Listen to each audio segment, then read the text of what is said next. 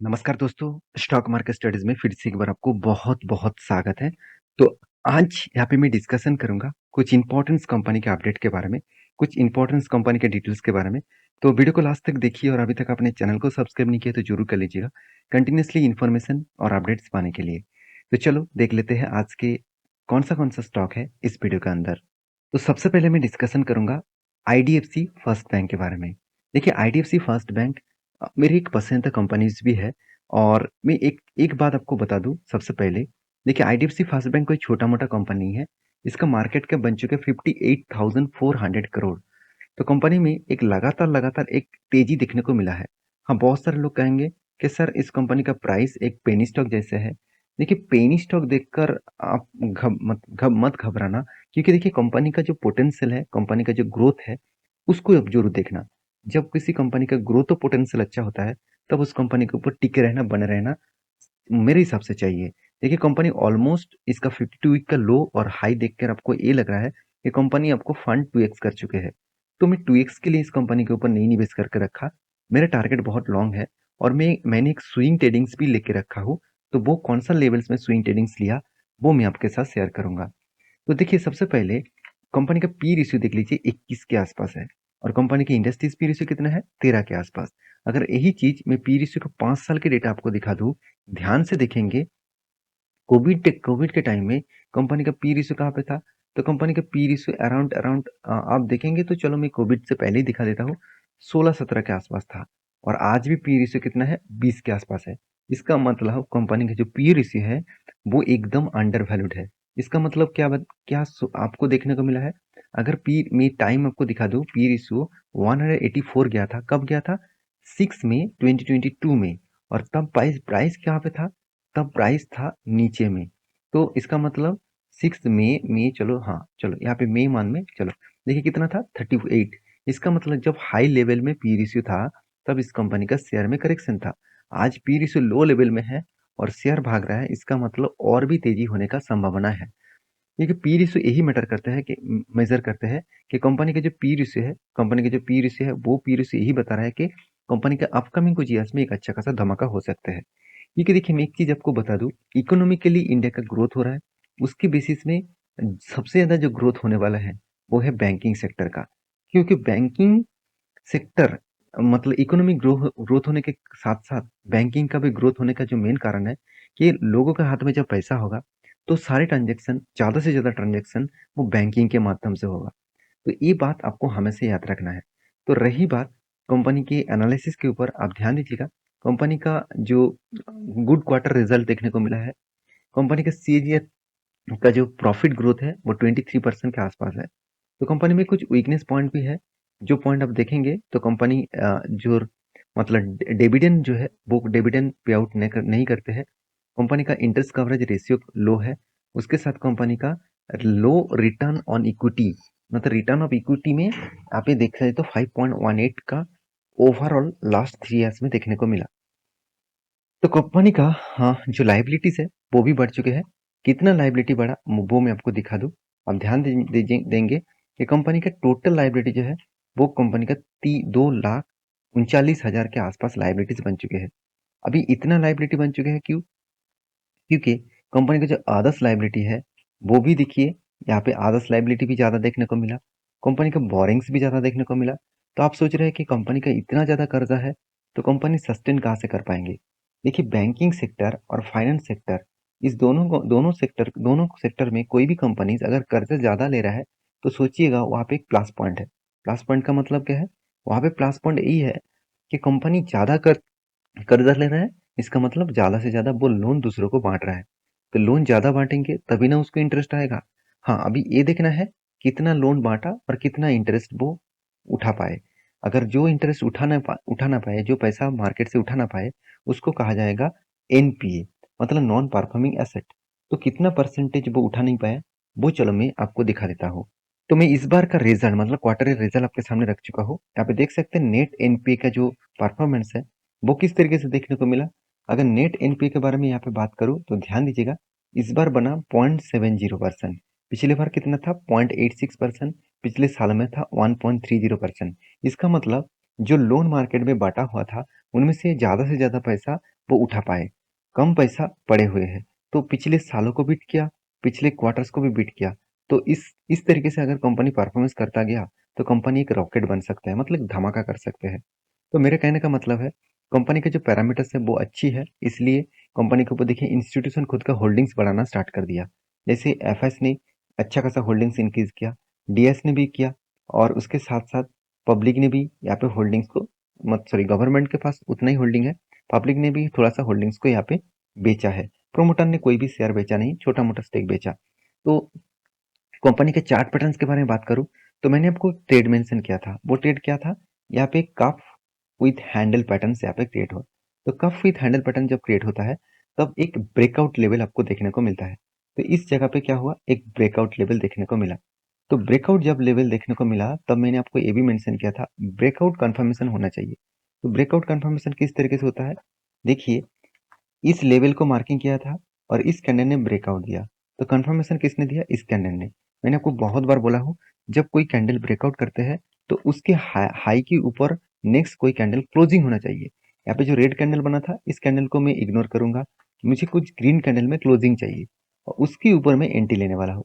तो उसके ऊपर मैं ऑलमोस्ट एंट्री ले चुका हूँ, और मेरा जो टारगेट रेशियो यहाँ पे मैं आपको मार्किंग करके दिया हूँ, वो टारगेट रेशियो निकल के आ रहा है करीबन 74% का। तो कब का? 120 रुपीज़ के आसपास मेरा टारगेट है। तो आप कहेंगे सर इस टारगेट कब जाएगा?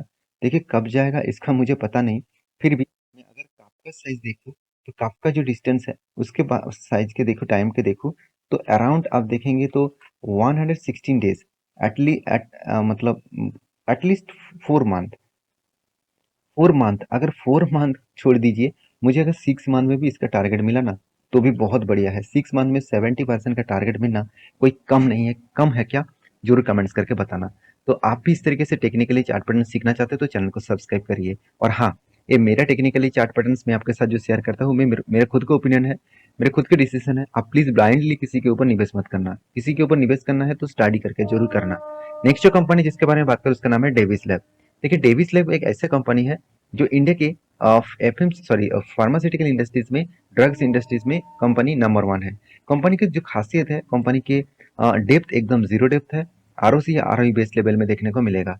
अगर ध्यान से देखेंगे कंपनी का आरओसी आरओई तो ठीक है, डेप्थ भी जीरो है, कंपनी इनकम भी कर रहा है। साथ ही साथ कंपनी का जो पी रेशियो है, वो इंडस्ट्रीज पी रेशियो से ज्यादा है। कितना ज्यादा है, चलो मैं आपको यहाँ पे दिखा देता हूँ। 5 साल के जो एवरेज है, कंपनी का करंट पी रेशियो जो है, वो दिखा रहा है करीबन 53 के आसपास, और कंपनी का एवरेज 5 साल के पी रेशियो है 46 के आसपास। इसका मतलब पी रेशियो में एक करेक्शन देखने को मिला है। तो मेरे हिसाब से यहाँ पे जो करेक्शन देखने को मिला है, वो करेक्शन मतलब सॉरी, एवरेज पी रेशियो में जो करेक्शन है, और कंपनी का खुद का पी रेशियो का जो प्राइस है, उस हिसाब से देखा है तो कंपनी ओवर वैल्यूड है। तो फिर भी उतना ज़्यादा ओवर वैल्यूड भी नहीं है जितना यहाँ पे देखने को मिला है।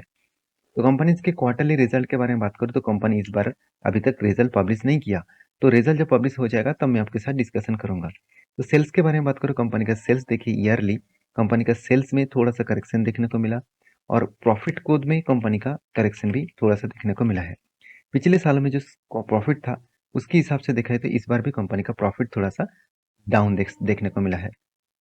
अभी कंपनी का नेट प्रॉफिट के बारे में बात करूँ, तो कंपनी का सेल्स, कंपनी का प्रॉफिट ग्रोथ, कंपनी का रिटर्न ऑफ इक्विटी, और कंपनी का परसेंटेज ऑफ रिटर्न, सब कुछ ठीक ठाक है। सिर्फ करंट ईयर में, मतलब अभी जो सिचुएशन है इस टाइम में खराब है। क्यों खराब है? क्योंकि फार्मास्यूटिकल्स का डिमांड जो है मार्केट में, वो थोड़ा सा कम हुआ है, और इस डिमांड कम होने के बाद लगातार इस कंपनी के ऊपर एक प्रेशर बन रहा है। क्योंकि देखिए, कोविड के टाइम में ये सारे कंपनी से तेजी से भाग रहा था।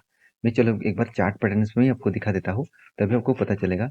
देखिए, कोविड के टाइम कहाँ पे था? कोविड के लॉकडाउन टाइम कब शुरू हुआ? यहाँ पे लॉकडाउन शुरू हुआ था। उसके बाद देखिए कंपनी किस तरीके से इसको तेजी से ऊपर लेके गया। इसका प्राइस था कोविड के टाइम में 2190 के आसपास। वहां से कंपनी हाई कितने किए थे? 5300 के आसपास। ये जो जर्नी किया, इस जर्नी के बाद कभी ना कभी तो करेक्शन होना चाहिए था। तो करेक्शन इजीली यहाँ पे हो चुके हैं, और करेक्शन होने के बाद मैंने आपको ये भी मेंशन किया था, मैं जब इस जो रेजिस्टेंस क्रिएट हो रहा था, यहाँ पे एक बार, यहाँ पे एक बार, यहाँ पे एक बार, और कंटिन्यूसली जो रेजिस्टेंस क्रिएट हो रहा था, उस रेजिस्टेंस को क्या क्या कंपनी ने ब्रेकआउट किया। जब ब्रेकआउट हुआ था, तो मैंने आपको ये भी मेंशन किया कि ब्रेकआउट में कभी भी एंट्री मत लेना। कभी ना कभी वो रिट्रेसमेंट करेगा, कभी ना कभी वो प्रीवियस रेजिस्टेंस को फेस करेगा। तो यहाँ पे रेजिस्टेंस बन चुके थे सपोर्ट। तो सपोर्ट में कंपनी रिटेस्ट किया और यहाँ पे एक candle, green candle high volume के साथ देखने को मिला। तो मैंने यहाँ पे एंट्री लिया और मेरा टारगेट था इस रेंज तक। इस रेंज तक टारगेट था, मैं पहले बता दूं। फर्स्ट आप कहेंगे सर यहाँ पे तो रेजिस्टेंस था, आपने यहाँ पे बुक नहीं क्यों किया? देखिए, जब कोई लेवल ब्रेकआउट होता है तो उस लेवल में जाकर आपको देखना है कि वहां पे क्या कर रहा है। देखिए, डायरेक्टली जाकर तोड़ नहीं पाया, मगर नेक्स्ट जो यहाँ पे कुछ कैंडल से उसको ब्रेक किया था।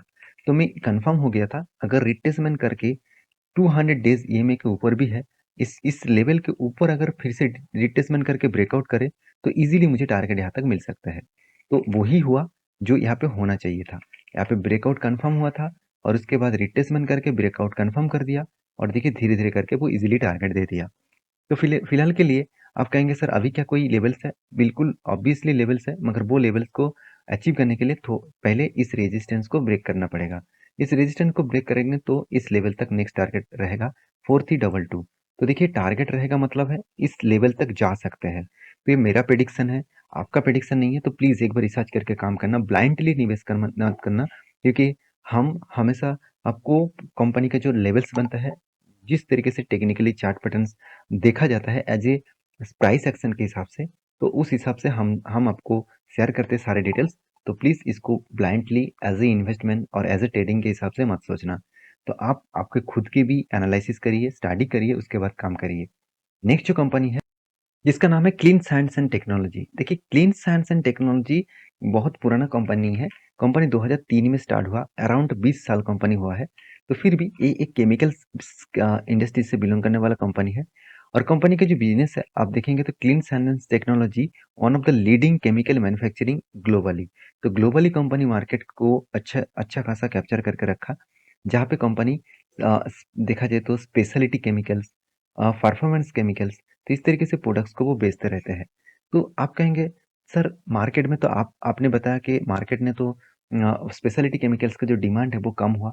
हाँ, ऑब्वियसली डिमांड कम हुआ, जिसके चलते इस कंपनी के ऊपर भी जो सेल्स ग्रोथ, प्रॉफिट ग्रोथ है, वो इस क्वार्टर में डाउन साइड देखने को मिला। तो कितना डाउन साइड है, चलो मैं आपको दिखा ही देता हूँ। देखिए, सेल्स के मामले में बात करूँ तो पिछले जो जून क्वार्टर था, जो फर्स्ट क्वार्टर वन का रिजल्ट था, उसमें सेल्स देखिए 234 करोड़ के आसपास था।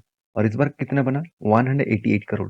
तो इसका मतलब जो क्वार्टर प्रीवियस क्वार्टर था उसको भी बीट नहीं कर पाया, और उसके साथ साथ ईयर ऑफ ईयर में जो था उसको भी बीट नहीं कर पाया। या इसका मतलब यहाँ पे एक जो लेवल्स क्रिएट हो रहा है, वो लेवल्स में थोड़ा सा कंपनीज के मतलब सेल्स ग्रोथ में वीकनेस देखने को मिला। एक्सपेंस भी कंपनी चलो कंट्रोल तो किया, कंट्रोल करने के बाद भी कंपनी का नेट प्रॉफिट जो है वो कम हुआ, पिछले क्वार्टर से भी कम हुआ, पिछले सालों से भी कम हुआ। तो ओवरऑल यहाँ पे कुछ वीकनेस देखने को मिला है कंपनी के ऊपर। तो वीकनेस आप कहेंगे सर क्या कंपनी के खुद के वीकनेस है? बिल्कुल नहीं, पूरा के पूरा केमिकल सेक्टर के ऊपर ही वीकनेस है। कोई भी स्पेशलिटी केमिकल्स के ऊपर काम करने वाला कंपनी उठा के देख लीजिए, चाहे वो दीपक नाइट्रेट हो, चाहे वो फाइन ऑर्गेनिक हो, चाहे वो एसआरएफ हो, तो कोई भी रोसरी बायोटेक हो, कोई भी कंपनीज को उठा के देख लीजिएगा। सारे जो स्पेशलिटी केमिकल्स के ऊपर काम करने वाला कंपनीज है, वो सारे कंपनीज के ऊपर आज बहुत बड़ा प्रेशर है। तो मेरे हिसाब से इस कंपनी के ऊपर आपको अभी से फोकस रखना चाहिए, क्योंकि कंपनी के जो पी रेशियो है, R O C R O है, सब कुछ ठीक ठाक है। कंपनी के एवरेज पी रेशियो जो है वो 77 है, और कंपनी का करंट पी रेशियो जो है वो 52 के आसपास है। इसका मतलब कंपनी अंडर वैल्यूड है। इस कंपनी एक धमाका करने के लिए तैयार हो सकते हैं। अगर मैं 10 साल की रिपोर्ट और डेटा दिखा दूं तो 10 साल में देखेंगे तो कंपनी का 10 साल तक अभी तो नहीं हुआ, कंपनी 5 साल ही कंपनी स्टॉक मार्केट में लिस्टिंग है। तो कंपनी की जो कैश फ्लो है उसके बारे में बात करूँ तो देखिए, कैश फ्लो में एक चीज आप मेंशन करेंगे तो कंपनी के जो मतलब कैश फ्लो जो है वो कंटिन्यूअसली मेंटेन हो रहा है। और उसके साथ साथ आप और एक चीज मेंशन आपको मैं करता हूँ, कंपनी का फिक्स एसेट परचेज। तो देखिए, कंपनी इस टाइम में भी जब कंपनी का सेल्स डाउन है उस टाइम में भी कंपनी देखिए एसेट को परचेज करते जा रहा है। कंपनी इस बार हाईएस्ट एसेट को परचेज किया 183 करोड़ का, और इस एसेट में कंपनी का एक ग्रोथ फ्यूचर में दिखेगा। और बोरिंग्स के बारे में बात करूं तो कंपनी देखिए कोई भी कर्जा नहीं लिया, 1 रुपया भी कर्जा नहीं लिया। तो एक कंपनी के ऊपर बिग पॉजिटिव पॉइंट्स है। तो मेरे हिसाब से इस कंपनी के ऊपर फोकस रखना चाहिए। तो एज ए ट्रेडर्स के लिए मैं एक ही बात कहूंगा, तो एक शानदार सा लेवल क्रिएट हुआ था, और वो भी देखिए 200 डेज ईएमए का लेवल। तो 200 सॉरी माफी चाहता हूँ, और यहाँ पे 20 डेज 20% का जो गेन है कंटिन्यूसली जर्नी का, बाइंग जर्नी का जो 20% गेन है उस तरीके से टारगेट बना था। मगर यहाँ पे उसके लिए इस शेयर को इस रेंज को टच करना था। यहाँ पे टच करके अगर यहाँ तक गए तो टारगेट बनता, तो टच ही तो नहीं हुआ, ऊपर चले जा रहा है, तो मेरे हिसाब से एंट्री नहीं बना। तो इसके लिए इंतजार करना पड़ेगा, कोई भी लेवल्स बनता है तो मैं आपके साथ जरूर शेयर करूंगा। फिलहाल के लिए कोई लेवल्स नहीं है, फिलहाल के लिए आपको इंतजार ही करना पड़ेगा। तो नेक्स्ट नेक्स्ट जो कंपनी है जिसके बारे में डिस्कशन करूँ, उसका नाम है जय भारत मारुति। तो जय भारत मारुति जो है वो एक ऑटो इंश्योरेंस कंपनी है। इस कंपनी के चार्ट देखेंगे तो 2023 में मार्च मंथ में इसका प्राइस था 130 के आसपास, और अभी करंट जो प्राइस है 300 के ऊपर है। तो इसका मतलब आपका फंड 2x के लेवल में कर दिया सिर्फ के सिर्फ 4 मंथ के अंदर अंदर। तो ऐसे शानदार परफॉर्मेंस करने के बाद बोर्ड ने एक बहुत बड़ा अनाउंसमेंट किया। वो अनाउंसमेंट क्या है? कंपनी के बोनस का। देखिए, बोनस यहाँ पे बात करूँ, सॉरी, कंपनी बोनस नहीं स्प्लिट देने वाला है। देखिए 2005 में कंपनी एक बार स्प्लिट दे चुके हैं। तो कंपनी के जो मतलब 10:5 मतलब कंपनी की जो पी मतलब अभी करंट जो फेस वैल्यू है 5 रुपये है, तो इस 5 रुपये को कंपनी 1 रुपये बनाने वाले है। इसका मतलब कंपनी इस फेस वैल्यू को 1 रुपये बनाने के लिए यहाँ पे सोच रहा है। तो अभी तक फाइनली डिसीजन नहीं आया, जब आएंगे तो मैं आपके साथ जरूर शेयर करूंगा। तो ये वीडियो टोटली एजुकेशन पर्पस में था, कोई बाय एंड सेल का रिकमेंडेशन नहीं था। तो प्लीज एक बार रिसर्च करके ही काम करना। तो मिलते हैं नेक्स्ट वीडियो में, तब तक के लिए अच्छे से रहिए, अपने ख्याल रखिए। धन्यवाद।